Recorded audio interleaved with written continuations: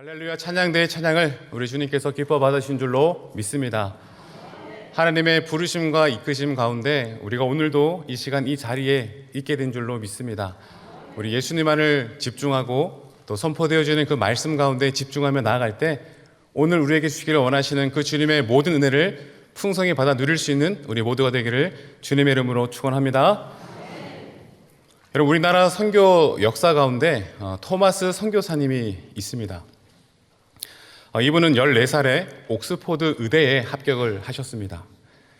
근데 너무 어린 나이에 합격을 해서 그런지 오히려 학교 측에서 조금 더 나이 먹고 오거라, 바로 의학을 하진 않고 그래서 물리학을 먼저 공부를 하게 되셨습니다. 그러다가 이제 아버님께서도 목사님이셨는데 주님의 인격적인 깊이 있는 만남을 또 인격적인 만남을 또 부르심을 받게 되고는 24살에 목사 안수를 받고 25살이 되었을 때 이제 결혼한 아내와 함께 중국 파송 선교사로 이제 나아가게 되었습니다.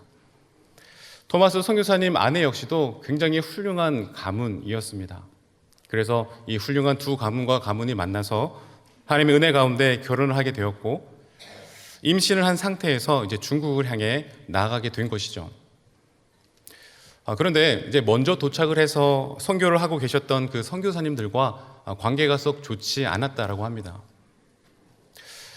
결국 관계적인 그 어려움 가운데 많은 스트레스를 받게 되셨고 설상가상으로 그 시기에 선교사님의 부인이 아이를 출산하다가 그만 하나님의 부름을 받게 되신 것입니다. 그때 선교사님의 나이가 25살 되던 해였습니다. 그 이후에는 여러 가지 선교적인 일들이 잘 맞지 않아서 결국에는 선교사직을 그만두게 되셨고 중국 세관의 통역관으로 남아서 하나님의 또 다른 사명을 찾아 기도하고 기다리고 있던 중에 조선이라고 하는 그 땅에 대한 이야기를 이제 듣게 된 것이죠. 아직 복음의 빛이 전해지지 않은 그 미종족 국가 조선 땅에 대한 그 이야기를 듣고부터는 조선에 대한 그 꿈을 품게 되셨습니다. 그리고는 내가 다시 조선 땅의 선교사로 파송되기 위해서 어떻게 하면 될까 여러 가지를 알아보던 차에 미국의 어느 상선이 이제 그 조선으로 들어가게 된다라고 하는 그 소식을 듣게 되었습니다. 여러 루트를 통해서 그 상선과 연결이 되었고 결국 토마스 선교사님 그 상선의 통역관으로 함께 배에 타서 조선으로 오게 되신 것이죠.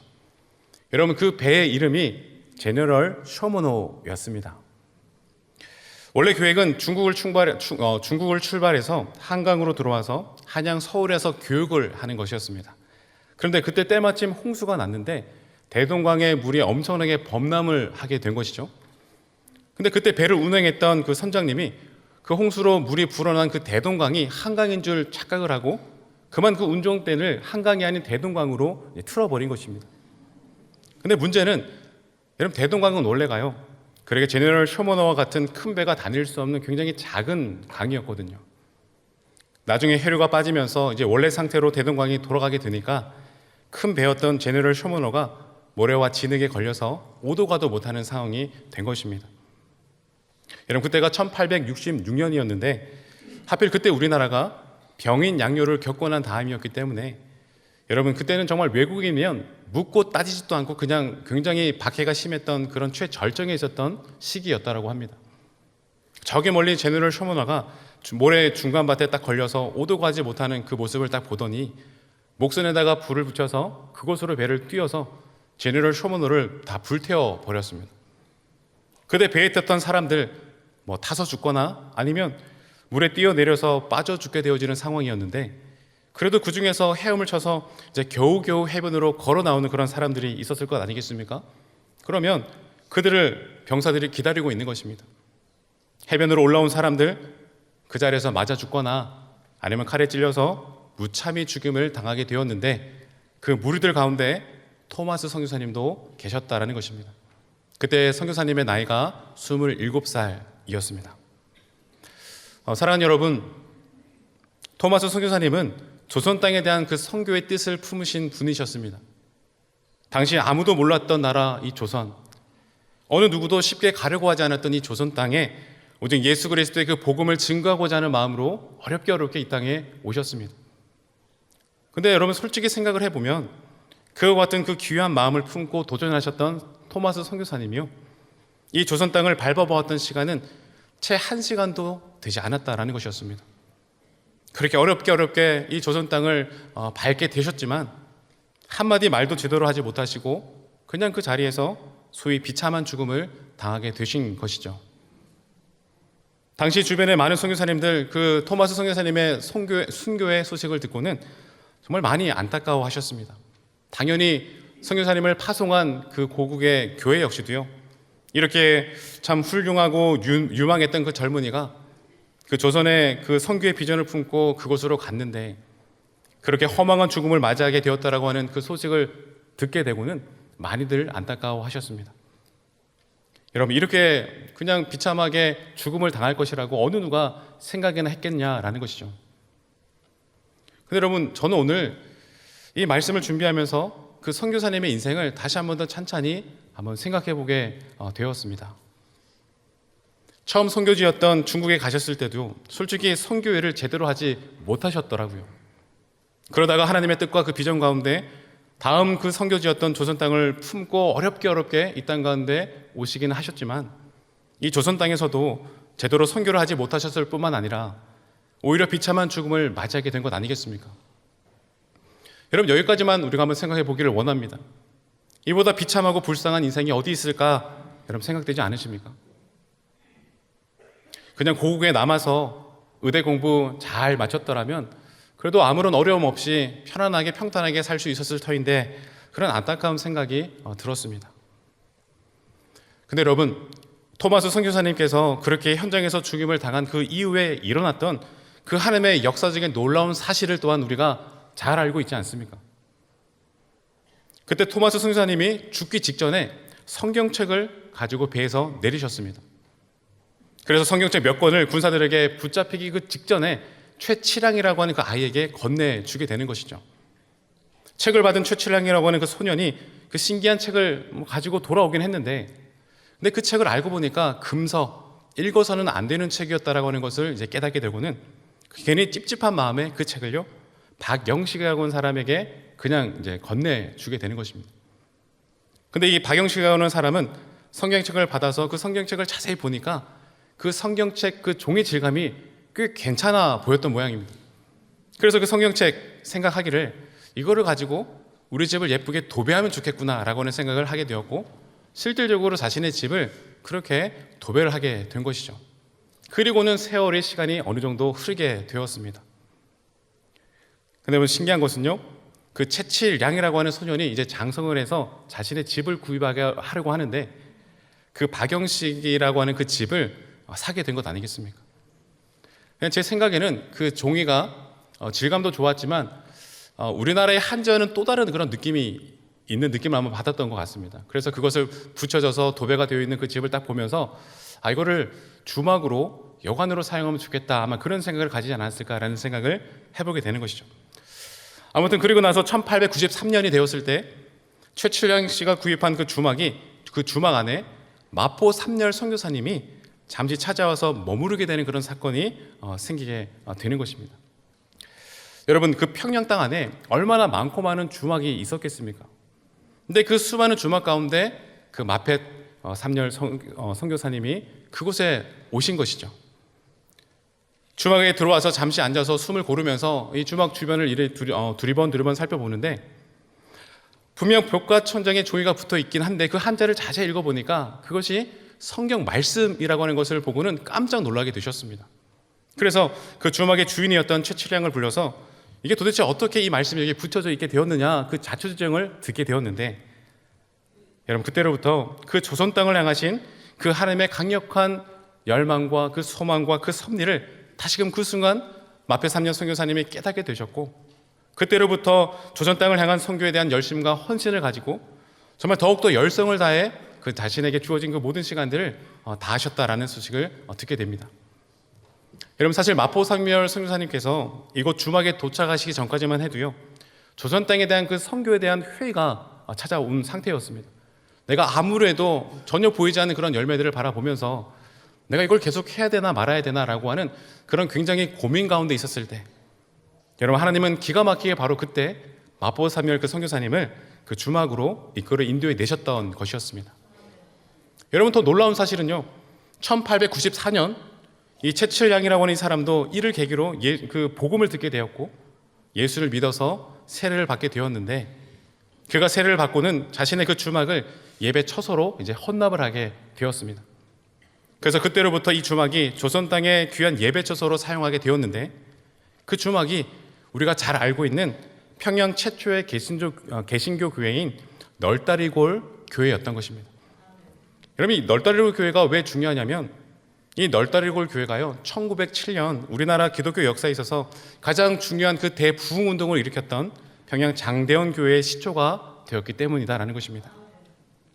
여러분, 이 모든 이야기들을 여러분들이 쭉 들으셨을 때 하나님의 역사하심과 일하심이 정말 놀랍구나 생각되지 않으십니까? 여러분, 이것은요, 이 모든 일의 시작이요, 마치 잘 짜여진 한 편의 해피엔딩의 그런 각본을 다 받고 그래서 일을 시작한 것이 결코 아니었습니다. 무슨 말씀이냐면, 나중에 여러 사람들이 모여서 이 일의 역사들을 하나씩 다시금 되물어서 그렇게 정리를 해보니까 이 모든 주님의 놀라운 역사와 일하심의 시작이 바로 그 토마스 선교사님이 타고 있었던 제너럴 셔먼호 그 배에서부터 시작되었다라고 하는 것을 깨닫게 된 것이었습니다. 여러분, 우리 한번 8절 말씀을 읽어보았으면 좋겠는데요. 우리 사도행전 8장의 말씀, 8절 말씀 우리 다시 한번 더 읽어보겠습니다.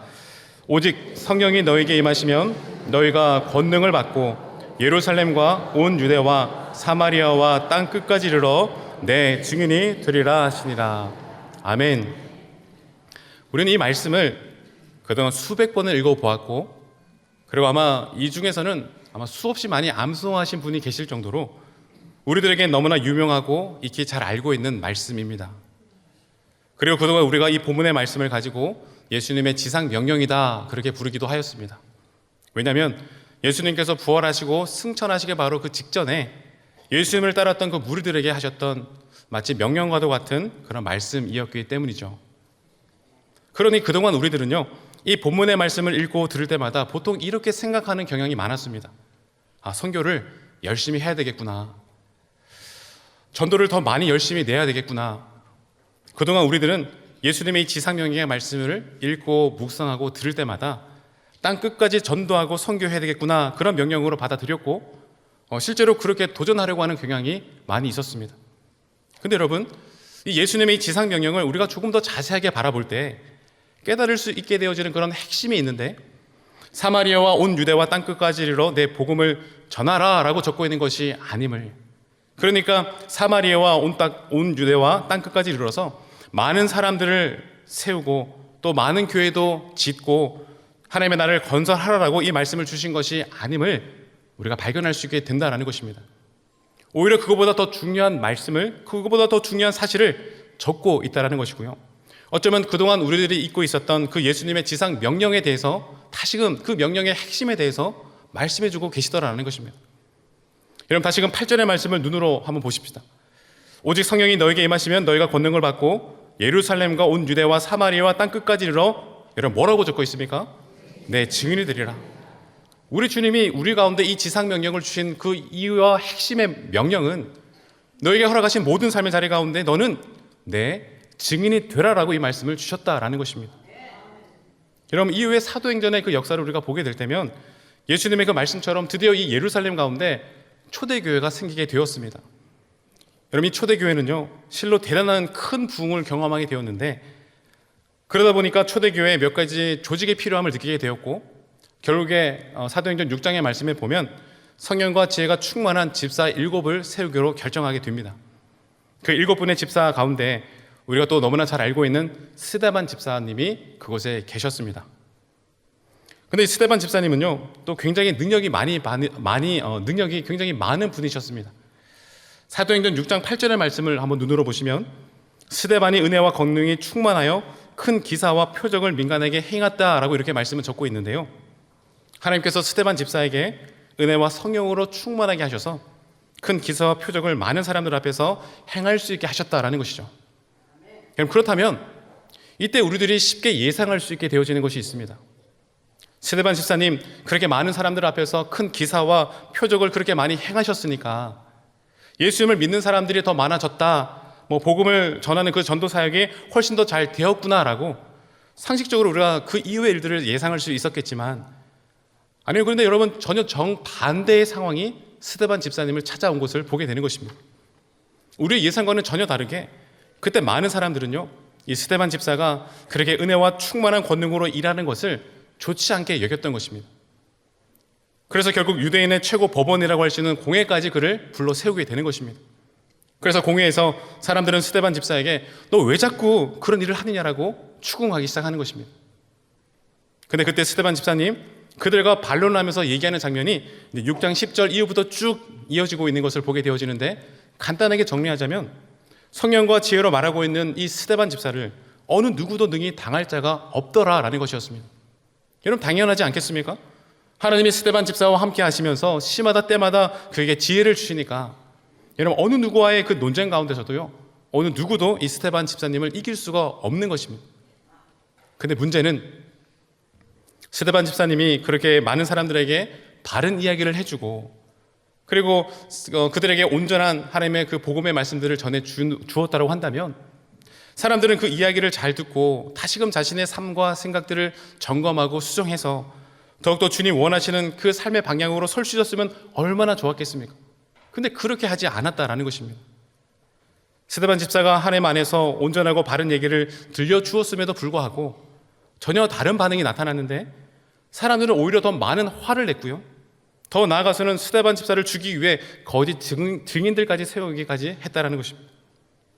여러분, 어떻게 보면 너무나도 황당하고 어이없는 상황이라고도 할 수 있겠지만, 그럼에도 불구하고 이 스데반 집사는 황당하고도 어이없는 그 상황 가운데서도 전혀 주눅들지 않고 오히려 더 당당하게 예수의 그 복음을 증언하는 것을 보게 되었습니다. 결국 스데반 집사의 그 설교를 듣고 있었던 사람들, 사도행전 7장 51절의 말씀에 보시면 일제히 그 복음의 선포의 메시지를 귀를 막고 듣지 않으려고 합니다. 그리고 마치 이 스데반 집사가 정치인 나가 미친 사람인 것처럼 막 여기더니 그 광분까지 하면서 그들이 그동안 참아왔던 모든 분노를 터뜨리는데 돌을 들어서 그의 던짐으로 그를 돌에 쳐 죽이기까지 하는 그런 상황을 우리가 맞이하게 된 것입니다. 여러분, 하나님은 스데반 집사님에게 큰 권능과 능력을 주셨습니다. 그런데 신기한 것은 하나님께서 스데반 집사에게 주신 그 권능과 능력을 통해서 적어도 오늘 말씀 가운데서는 많은 사람들이 전도되었도다, 많은 사람들이 주님께로 돌아왔도다라고 하는 그런 말씀이 적혀져 있지는 않더라라는 것이었습니다. 오히려 정반대의 말씀이 기록되어져 있습니다. 스데반 집사님의 그 온전함과 바르게 서 있기를 원하는 그 모든 일들을 통해서 오히려 많은 사람들은 예수님에 대해서, 그리고 예수님이 믿는 사람들에 대한 그 적개심이 오히려 더 많아졌음을 우리가 볼 수 있게 되었습니다. 사랑하는 여러분, 사람들에게 그렇게 많은 기사와 표적을 행하셨던 스데반 집사님 아니겠습니까?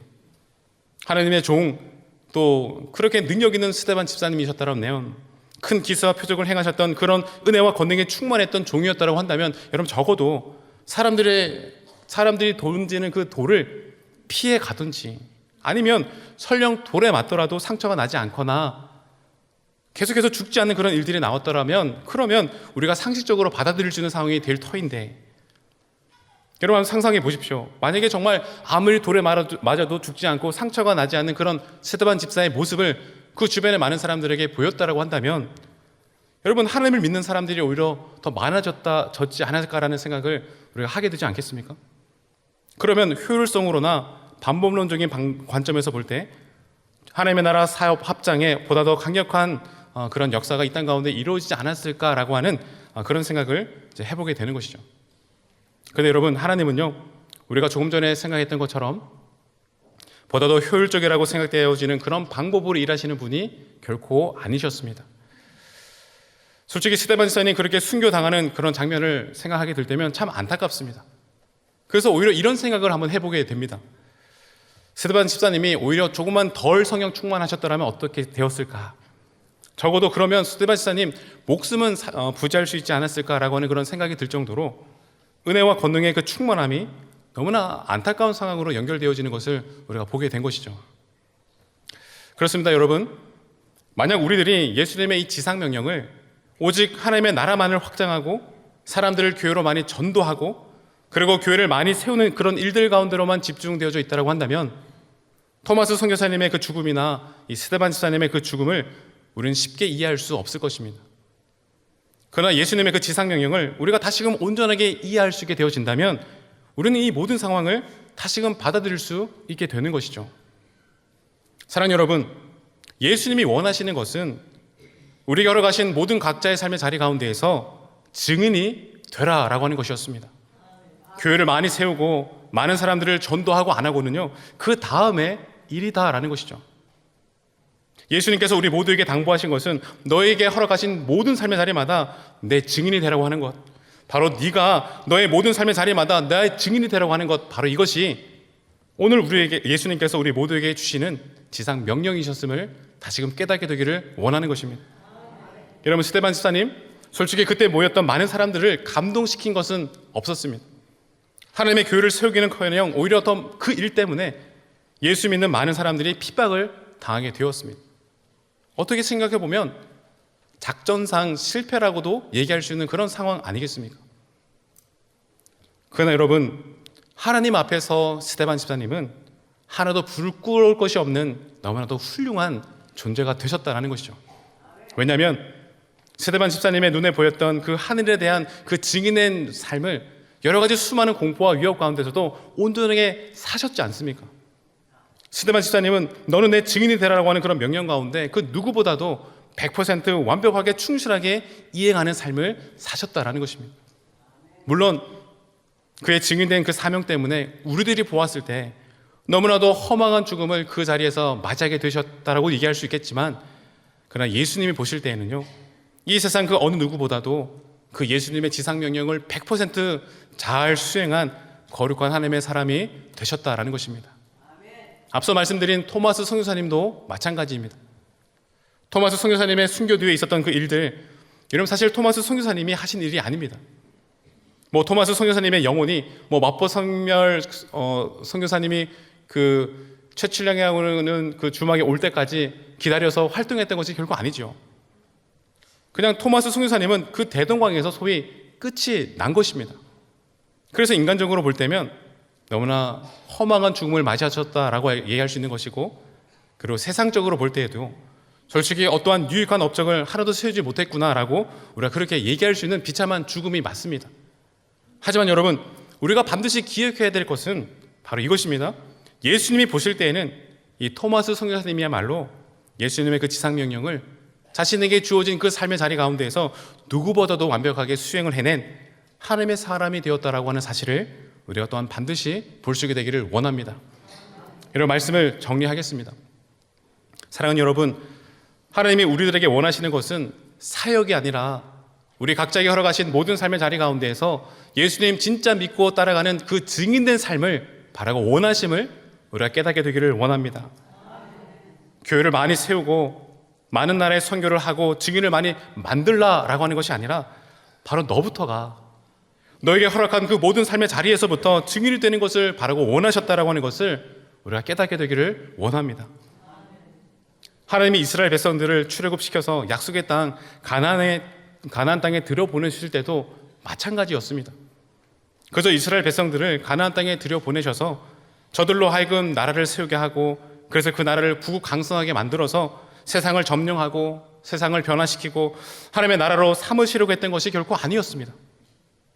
무엇보다 하나님은 이스라엘 민족이 하나님을 온전히 믿고 예배하는 사람이 되기를 먼저 원하셨다라는 것이죠. 그 약속의 땅 가나안에서 하나님을 믿는 그 하나님의 사람으로 살기를 원하셨다라는 것입니다.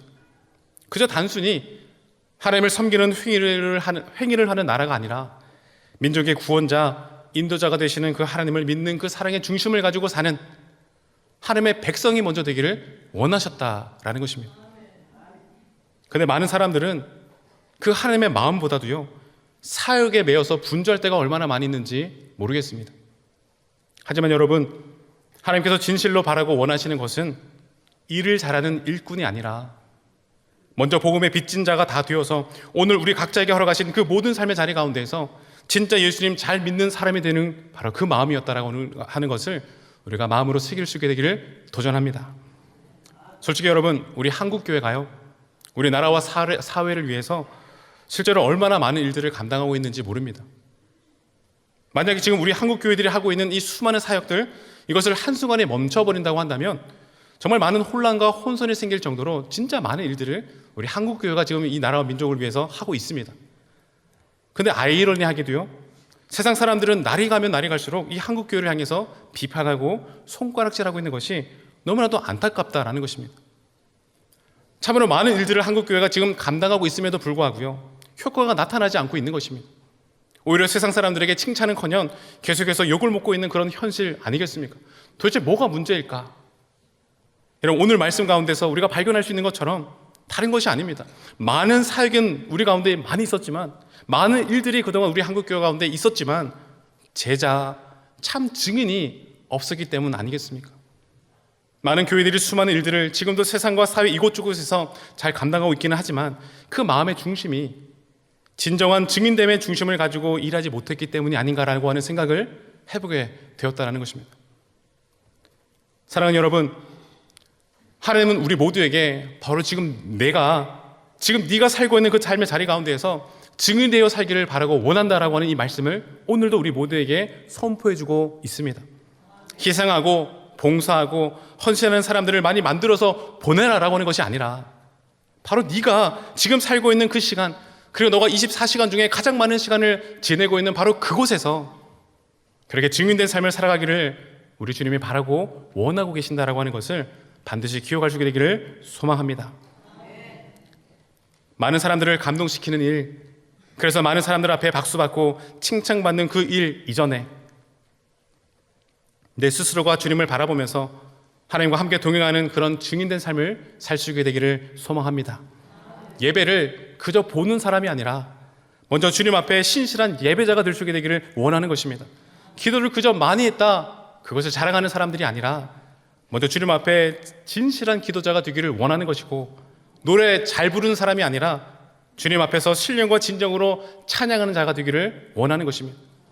많은 사람들을 세우고 많은 사람들을 파손시켜 확장시켜 나가는 그런 업적, 그런 양, 그것이 아니라 바로 네가 지금 그 자리에서 나의 증인 되라 말씀하시는 그 주님의 지상 명령을 우리가 마음속으로 품게 되기를 소망합니다. 설령 그 자리가 마태 3열 그 선교사님처럼 아무것도 보이지 않는, 희망이 보이지 않는 그와 같은 삶의 자리처럼 느껴진다라고 할지라도 토마스 선교사님처럼 바로 그 자리에서 증인된 삶을 살 수 있게 되기를 원합니다. 그 자리가 내가 당장 피해를 볼 수 있고 당장 죽을 수 있을 것 같은 그런 급박한 상황일지라도 하나님께서 나에게 보내주신 그 증거를 숨기지 않고 우리 스데반 지사님처럼 당당하게 그 자리에서, 그 시간, 그곳에서 나 예수 믿는 사람이요, 예수님만이 길이요 진리요 생명이요 라고 하는 그런 증인된 삶을 우리 모두가 살아낼 때에 그러한 우리를 통하여 주님이 하나님의 놀라운 선교의 일, 전도의 일을 시작하여 줄 줄로 믿습니다. 기도하겠습니다. 하나님 아버지, 2023년도 벌써 11월이 되었습니다. 그리고 전도대회를 맞이하여 우리가 지금 지내고 있는 가운데 있습니다. 금년에도 우리가 해야만 하는 일들이 참 많이 보이고 그리고 많이 들리고 있습니다. 그러나 우리의 중심을 보시는 주님을 기억하며 어떠한 상황 속에서도 하나님을 사랑하고 어떠한 환경 속에서도 증인이 되고자 하며 지금 내가 서 있는 그 자리와 삶 속에서 예수님의 증인으로서의 삶을 살아가는 것부터 우리가 다시 시작할 수 있도록 인도하여 주시옵소서. 그런 나의 증인된 삶을 통하여 이번 전도대회 가운데 하나님께서 또 다른 하나님의 사역을 이루어내시는 그 놀라운 풍성한 역사를 우리가 친히 경험하여 맛볼 수 있도록 주님 은혜의 은혜를 더하여 주시옵소서. 모든 것을 믿사오며 예수 그리스도 이름으로 기도합니다. 아멘.